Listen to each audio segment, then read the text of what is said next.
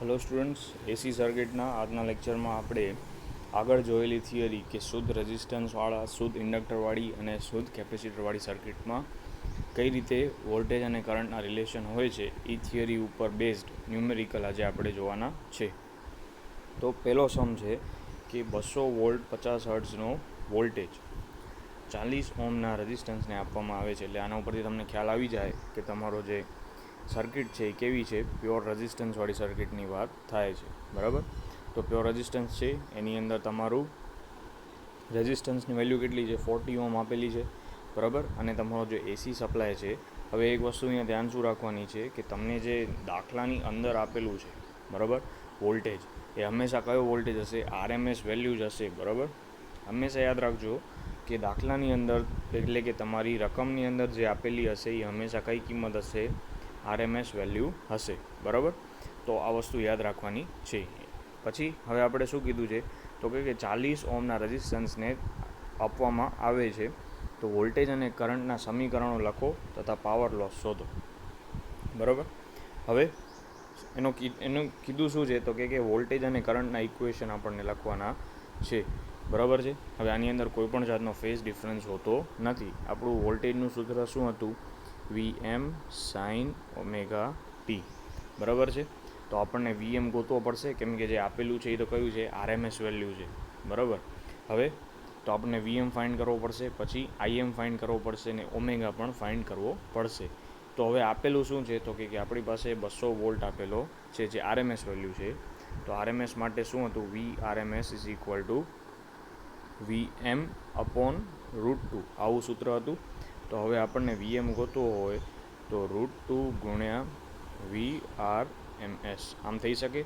તો એ જ વસ્તુ એને અહીંયા કરેલી છે, એટલે કે વી આર એમ એસ કેટલો આપેલો છે, 200 છે, તો 200 ઇન્ટુ √2 એટલે તમને વીએમ મળી ગયો. બરાબર છે, ક્લિયર એટલે સુધી. તો પહેલાં આપણે સૌથી પહેલાં ફાઇન્ડ કર્યો છે વીએમ એટલે મેક્સિમમ વેલ્યુ ફાઇન્ડ કરી.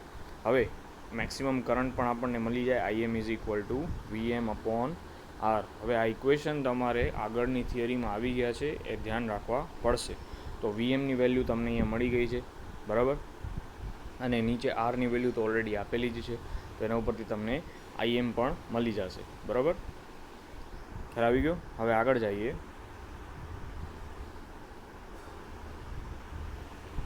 તો તમને હવે ફ્રીક્વન્સી આપેલી છે 50. બરાબર છે, તો એના ઉપરથી તમને ઓમેગા મળી જશે. સૂત્ર શું હતું, 2πf. તો 2πfમાં એફ ઇઝ ઇક્વલ ટુ તો 50 છે, ગુણાકાર કરશો તો કેટલો મળશે, 314.2. હવે આપણે એકમ લખવો હોય તો રેડિયન પર સેકન્ડ આવશે. બરાબર, એટલે ઓમેગા પણ મળી ગયો. હવે આપણે કાંઈ નથી કરવાનું, આપણી પાસે સૂત્ર તમને ખ્યાલ જ હશે કે શુદ્ધ રેઝિસ્ટન્સ એટલે કે શુદ્ધ પ્રતિરોધવાળી સર્કિટ હોય તો એની અંદર વોલ્ટેજનું ઇક્વેશન તો બધામાં સરખું રહેશે, V is equal to VM sine omega T. VM આપણે આગળ ગોતી લીધો, 282.8 આવતો હતો. ઓમેગા આપણને અહીંયા મળી ગયો, તો ઓમેગાની જગ્યાએ 314.2 મૂકી દીધા, ટી એમનો એમ જ રહેશે. એટલે તમારું વોલ્ટેજનું ઇક્વેશન તમને મળી ગયું. કરંટનું ઇક્વેશનમાં પણ કેવું છે તો કે આઈએમ તમને ખ્યાલ જ છે, આગળ મળ્યો 7.07, અને ઓમેગા તો આમાં પણ સેમ જ રહેશે, એટલે તમને કરંટનું ઇક્વેશન પણ મળી ગયું. તો આ રેઝિસ્ટન્સ હતું એટલે આમાં કોઈ ફેઝ ડિફરન્સ છે નહીં, પણ જો ઇન્ડક્ટર કે કેપેસિટર હોત તો ચેન્જ થાય, આપણે આગળ જોશું. બરાબર છે, હવે પાવર લોસ કીધો છે, તો પાવર લોસ કેટલો થાય તો કે પી ઇઝ ઇક્વલ ટુ વી આઈ આપણને ખ્યાલ છે. બરાબર, હવે વોલ્ટેજ ધારો કે 200 વોલ્ટ છે, આરએમએસ છે. બરાબર, તો કરંટ કઈ રીતે મળે તો કે વોલ્ટ આપણે ઓમનો નિયમ છે, V is equal to I R. તો આઈ ઇઝ ઇક્વલ ટુ શું થશે, વી ભાગ્યા આર. તો વી કેટલો છે, 200, અને આર કેટલો છે, 40. તો તમને કરંટ પણ મળી જશે. બરાબર છે, અને કરંટ મળી ગયો તો હવે કાંઈ નહીં, પી ઇઝ ઇક્વલ ટુ વીઆઈમાં મૂકી બેનો ગુણાકાર કરશો તો તમને પાવર લોસ મળી ગયો. બહુ સિમ્પલ સમ છે. આપણને આમાં ખ્યાલ શું હોવો જોઈએ તો કે શુદ્ધ રેઝિસ્ટન્સની વાત કરી છે, તો વોલ્ટેજ શું હશે, વીએમ સાઇન ઓમેગા ટી.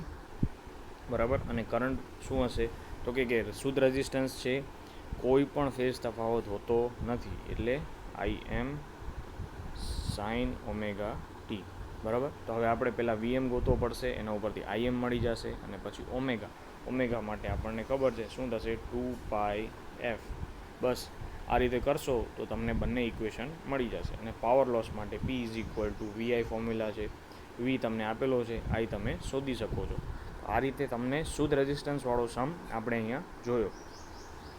હવે આગળ વાત આવે છે એક શુદ્ધ ઇન્ડક્ટર. હવે સૌથી પહેલાં ઇન્ડક્ટરની વાત આવે તો આપણને મગજમાં શું આવવું જોઈએ કે ઇન્ડક્ટર છે એટલે આપણો કરંટ જે છે એ વોલ્ટેજને શું કરે છે, લેગ કરે છે, એટલે કે પાછળ ચાલે છે વોલ્ટેજ કરતાં, બરાબર. અને કેટલો તો કે 90 ડિગ્રી પાછળ છે એટલે માઇનસ આવશે, બરાબર, માઇનસ 90 ડિગ્રી આવશે. તો આપણે ઇક્વેશન લખવા હોય તો લખી શકીએ. તો વી વોલ્ટેજનું ઇક્વેશન એક વસ્તુ યાદ રાખજો, વોલ્ટેજના ઇક્વેશનમાં કોઈ પણ ફેરફાર આવશે નહીં. તો VM સાઇન ઓમેગા ટી. હવે કરંટનું લખવું હોય તો IM sine omega t minus π/2. આ રીતે તમારા ઇક્વેશન લખાઈ ગયા છે. હવે આપણે રકમમાં શું આપેલું છે તો કે 0.3 હેનરી. હવે H એટલે શું છે, હેનરી, જે ઇન્ડક્ટરનો યુનિટ છે. હેનરીને 400 વોલ્ટ 50 હર્ટ્ઝનો AC સપ્લાય સાથે જોડવામાં આવે છે. તો ઇન્ડક્ટરમાંથી પસાર થતા કરંટનું સૂત્ર લખો અને RMS કરંટની કિંમત શોધો. હવે આની અંદર તમને ઓલરેડી આ 400 વોલ્ટ આપેલા છે, એ કઈ કિંમત હશે, તમારી RMS વેલ્યુ હશે, બરાબર. તો એને આપણે મેક્સિમમ વેલ્યુમાં કન્વર્ટ કરશું. એ જ રીતે તમને અહીંયા L આપેલો છે, ઇન્ડક્ટર 0.3 હેનરી, વોલ્ટેજ કેટલો છે 400 વોલ્ટ, પણ એ કેવો છે, RMS છે. તો એને આપણે મેક્સિમમ વેલ્યુમાં કન્વર્ટ કરવો પડશે અને ફ્રીક્વન્સી આપી છે 50 હર્ટ્ઝ. હવે VM આપણે આગળ જોયું એ પ્રમાણે જ VM શું થશે તો કે RMSની વેલ્યુ હશે ઇન્ટુ √2 કરો એટલે તમને મેક્સિમમ વેલ્યુ મળી જશે. તો એ જ રીતે અહીંયા એને મેક્સિમમ વેલ્યુ ફાઇન્ડ કરી છે. પછી આવે છે XL. હવે XL એટલે તમને ખ્યાલ હશે શું હતું, ઇન્ડક્ટિવ રિએક્ટન્સ, બરાબર. તો ઇન્ડક્ટિવ રિએક્ટન્સ શું થાય તો કે 2πfL. તો પાઈ એટલે કે 314, F તમને આપેલી કે ફ્રીક્વન્સી આપી છે અને Lની કિંમત કેટલી છે 0.3, તો એ મૂકી દીધી એટલે તમને મળી ગયો XL. XL ફાઇન્ડ થઈ ગયો. હવે આપણને ફાઇન્ડ કરવાનો છે મેક્સિમમ વેલ્યુ કોની, કરંટની. તો એનું ઇક્વેશન પણ તમને યાદ હોવું જોઈએ. તો maximum voltage upon inductive reactance એ કરશો એટલે તમને શું મળી જશે 6 એમ્પિયર. એટલે કે તમારી કરંટની મેક્સિમમ વેલ્યુ તમે ફાઇન્ડ કરી લીધી, બરાબર છે. હવે IM મળી ગયો છે. તો હવે ઓમેગા એને ફાઇન્ડ કર્યો, કેમ કે આપણે ઓમેગા ટી. હવે આમાં કરંટનું ઇક્વેશન મેં તમને લખ્યું હતું એ પ્રમાણે I is equal to IM sine omega t minus π/2. હવે IM એટલે કે IM આપણે કેટલો ફાઇન્ડ કર્યો તો કે 6, તો IMની જગ્યાએ 6 મૂકી દીધો. ઓમેગા કેટલો મળ્યો છે 314.2, એ મૂકી દીધું. અને કરંટ છે એના ઇક્વેશનમાં માઇનસ π/2 એટલે કે લેગ કરે છે 90 ડિગ્રીથી. તો આ રીતે તમારું કરંટનું ઇક્વેશન તમને મળી ગયું, બરાબર છે. હવે કરંટની RMS વેલ્યુ એને ફાઇન્ડ કરવાની કીધી છે. તો શું થશે તો કે અહીંયા મેક્સિમમ વેલ્યુ તમને મળશે IM ઇઝ ઇક્વલ ટુ 6. તો RMS એટલે તો શું થાય તો કે મેક્સિમમ વેલ્યુ અપોન √2 એટલે 6/√2 કરશો તો તમને શું મળશે 4.24 એમ્પિયર, બરાબર છે. તો આ રીતે તમારી RMS વેલ્યુ પણ તમને મળી ગઈ, બરાબર. તો આ તો ઇન્ડક્ટરવાળો સમ. અને લાસ્ટમાં છે તમારો કેપેસિટર, શુદ્ધ કેપેસિટરવાળો સમ. હવે અહીંયા ધ્યાન રાખવાનું છે કે 25 માઇક્રોફેરેડના કેપેસિટરને 200 વોલ્ટ 50 હર્ટ્ઝનો AC સપ્લાય આપવામાં આવે છે. હવે આ છે એ કઈ કિંમત હશે, RMS વેલ્યુ. આ છે તમારી F એટલે કે ફ્રીક્વન્સી આપેલું છે અને આ તમારું C આપેલું છે. હવે પાછો અહીંયા C કેવો છે, માઇક્રોફેરેડમાં છે. તો માઇક્રોફેરેડને ફેરેડમાં કન્વર્ટ કરવો પડશે એટલે અહીંયા એણે કર્યું છે C ઇઝ ઇક્વલ ટુ 25 માઇક્રોફેરેડ એટલે કે 25 × 10⁻⁶ ફેરેડ, બરાબર. હવે આમાં બે યુનિટ તમારે યાદ રાખવાના છે કે ઇન્ડક્ટર હોય તો હેનરી આવશે, કેપેસિટર હોય તો ફેરેડ આવશે. જ્યારે રેઝિસ્ટન્સનો તો તમને ખબર જ છે ઓહમ, બરાબર. તો આગળ વધીએ. C તમને અહીં આપી દીધો. હવે RMS વેલ્યુ આપેલી છે વોલ્ટેજની 200 વોલ્ટ, બરાબર. હવે એને તમે √2 હારે મલ્ટીપ્લાય કરશો એટલે તમને મેક્સિમમ વેલ્યુ મળી ગઈ. આગળના જે બંને દાખલામાં કર્યું છે તે જ રીતે, બરાબર. તો તમને મેક્સિમમ વેલ્યુ પણ મળી ગઈ. હવે આગળ ગોતવાનું શું કીધું છે તો કેપેસિટર તથા કેપેસિટરનો RMS કરંટ શોધો. એટલે કેપેસિટરમાંથી ફ્લો થતો RMS કરંટ આપણને ફાઇન્ડ કરવાનો છે. ફ્રીક્વન્સી ઉપરથી ઓમેગા મળી જશે 2πf થી. આ થઈ ગયું. હવે આગળ તો કે આપણે કેપેસિટિવ રિએક્ટન્સ ફાઇન્ડ કરવાનો છે. તો કેપેસિટિવ રિએક્ટન્સ શું થશે? તો કે 1/ωc, અથવા તો તમે કરી શકો છો XC = 1/2πfc. આ રીતે પણ તમે કરી શકો છો જો તમને અહીંયા ઓમેગા ફાઇન્ડ ન કરવો હોય તો.